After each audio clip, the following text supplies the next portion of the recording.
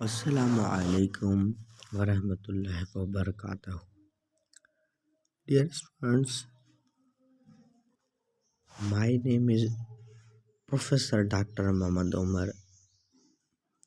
Today we are going to discuss about Unit 5 of Physics Class 9. Without wasting time, so let's start our class. Unit 5 Forces and Matter ज़ोर ऐं मादा। सभ खां पहिरियां असां elasticity जे बारे में पढ़ंदासीं, लचक जे बारे में पढ़ंदासीं। When the load is removed, the spring returns to its original length. This is called elastic change or elasticity. जॾहिं स्प्रिंग खे छिकियूं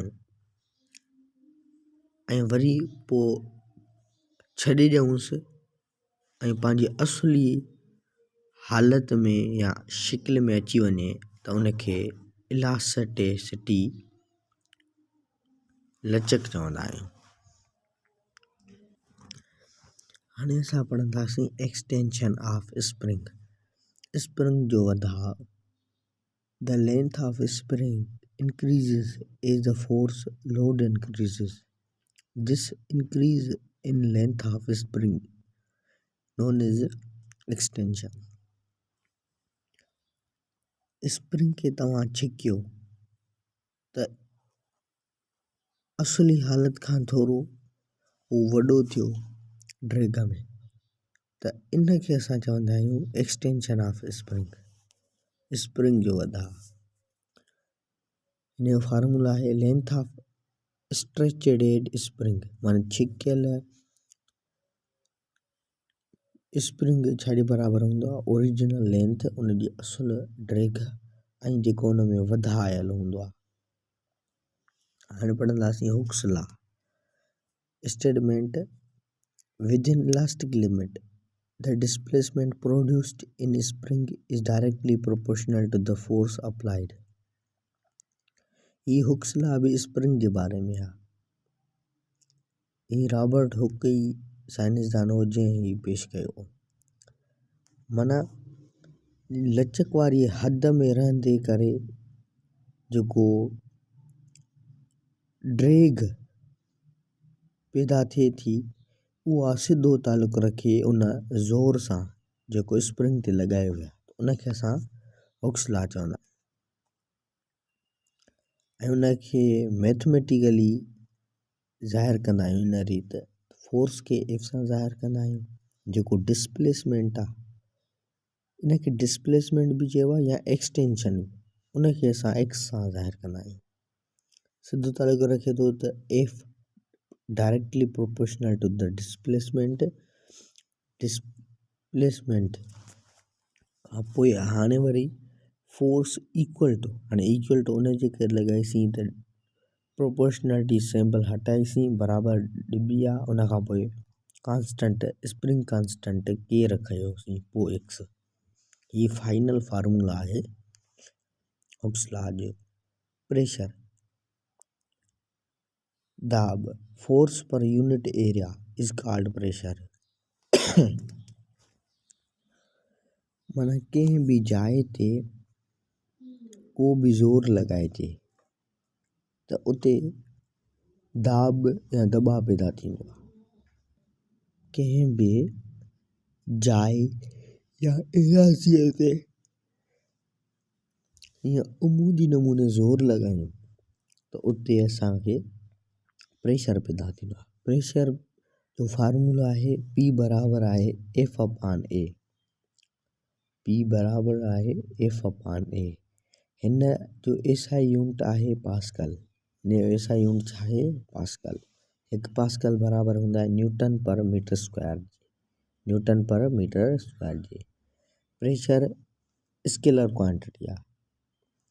उन सां गॾोगॾु हे पी सां ज़ाहिर कबो आहे प्रेशर खे। प्रेशर खे सां ज़ाहिर कंदा आहियूं पी सां। स्केलर क्वांटिटी जो मतिलबु त हिन खे को बि तरफ़ वग़ैरह न आहे हूंदो। High pressure low pressure. हाणे हाई प्रेशर चवंदा आहियूं वॾे दाब खे ऐं लो प्रेशर चवंदा आहियूं घटि दाब खे।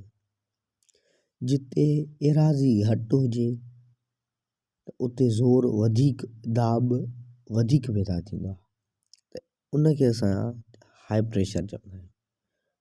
जिते एराज़ी घटि हुजे त उते ज़ोर बि घणो लॻंदो आहे ऐं प्रेशर बि घणो पैदा थींदो आहे, इनखे चवंदासीं हाई प्रेशर।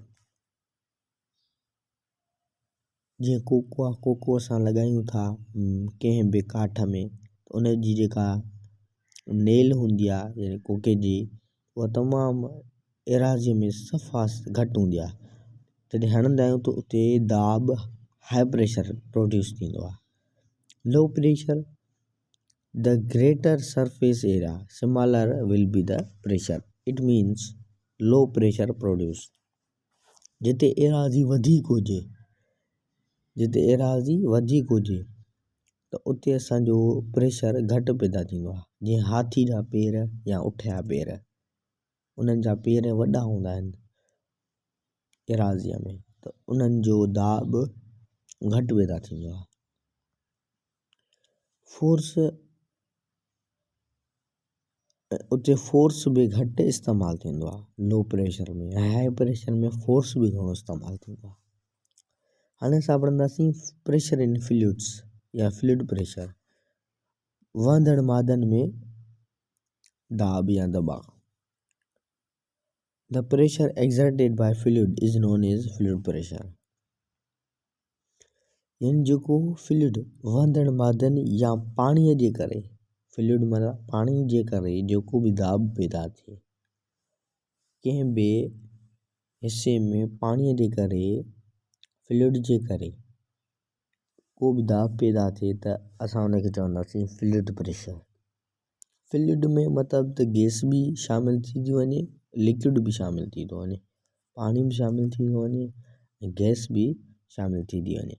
हीअ हर तरफ़नि में प्रोड्यूस थी वेंदो आहे फ्लूइड प्रेशर ऐं हर हंध में मौजूदु हूंदो आहे। ऐं फ्लूइड प्रेशर तॾहिं वॾो थींदो आहे, तॾहिं वधंदो आहे जॾहिं हिन जी घणी गहराई ऐं घणी डेंसिटी घाटाई हूंदी त फ्लूइड प्रेशर वधंदो। फ्लूइड प्रेशर घणी घाटाई ऐं घणी गहराई ते दारोमदारु रखनि। जॾहिं इहे ॿई शयूं वधंदियूं त फ्लूइड प्रेशर बि आल्सो इंक्रीज्ड। फ्लूइड प्रेशर या affecting pressure, factor affecting pressure, जेके दाब ते असरु वंजड़ जुज़ा आहिनि उहे अहिड़ा आहिनि। हिकिड़ो आहे डीप्थ, गहराई आहे, डेंसिटी घाटाई आहे, एक्सेलरेशन ड्यू टू ग्रेविटी आहे, कशिश शकल वारी तेज़ी आहे, ऐं हिन जो फार्मूलो आहे P बराबरि आहे DPG। डी ज़ाहिर करे डीप्थ खे, P ज़ाहिर करे थी डेंसिटी खे, G ज़ाहिर करे एक्सेलरेशन ड्यू टू ग्रेविटी खे। हाइड्रोलिक मशीन, हाइड्रोलिक मशीन वरी मशीन जो हिकु अहिड़ो क़िस्म आहे जेको पाणीअ ते हले, जेको पाणीअ जे ज़रिए दाब पैदा करे पंहिंजो कमु करे, अमल ज़ाहिर करे, त उनखे हाइड्रोलिक मशीन चवंदा आहियूं।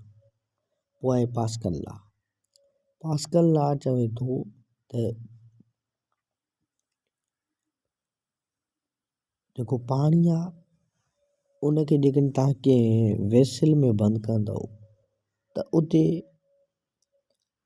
हुन जो इक्वल दाब हूंदो, हर हंध ते हिकु जेतिरो दाब पैदा कंदो।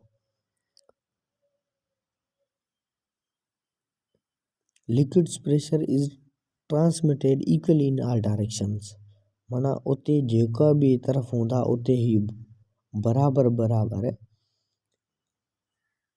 दाब पैदा कंदो पाणी। This law holds good for liquid and gases. हीअ जेको लॉ आहे इहो सिर्फ़ु लिक्विड्स पाणी हेठि वारी शयुनि ऐं गैसुनि जे बारे में आहे। जेके बि हाइड्रालिक मशीन्स आहिनि उहे कमु कंदियूं आहिनि पास्कल लॉ ते। पास्कल लॉ उते अप्लाई थींदो आहे। हाणे सम्झंदासीं hydraulic press. It works on Pascal's law. ही पास्कल जे लॉ ते कमु करे थी। It is made up of two piston connected by a liquid filled pipe. हिन खे वरी ॿ पिस्टन हूंदा आहिनि जेको हिकु पाणीअ सां भरियल पाइप सां ॻंढियल हूंदा आहिनि। उहे पाइप सां ॻंढियल हूंदा आहिनि पर उन पाइप जे अंदरि पाणियाठ हूंदो आहे, पर पाणियाठ बि तमामु घटि मिक़दार में हूंदो आहे।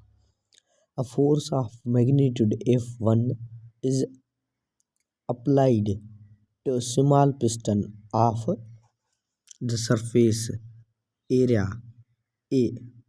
जेको पहिरियों ज़ोर लॻायूं था असां नंढे पिस्टन जी एराज़ी ते लॻायूं था ऐं नंढे पिस्टन जी एराज़ी A1 आहे। The pressure is transmitted by an incompressible liquid to a larger piston of surface area A2। पोइ जॾहिं उन ते ज़ोर लॻाईंदासीं त उन जो जेको दबाव आहे उहो ॿिए पिस्टन जी एराज़ी A2 ॾांहुं हलियो वेंदो। इहो छो थो थिए? बिकॉज़ छाकाणि त pressure must be same on both sides. Pressure ॿिन्ही पासे जेको दाब ॿिन्ही पासे हूंदो आहे पिस्टन 1 ॾांहुं ऐं पिस्टन 2 ॾांहुं उहो बराबरि हूंदो आहे। देयरफॉर तंहिं करे the force is greater than the force 2 is greater than force 1 by a factor A2 upon A1। त हिते जेको फोर्स F2 आहे जेका वॾे पिस्टन ते लॻे थी त उहा घणी आहे पहिरें पिस्टन ते लॻंदड़ ज़ोर F1 खां। I hope you are understand. If you have any question about this whole chapter, you can ask me question through comment section box. Thanks for watching. Allah Hafiz. Assalamu alaikum.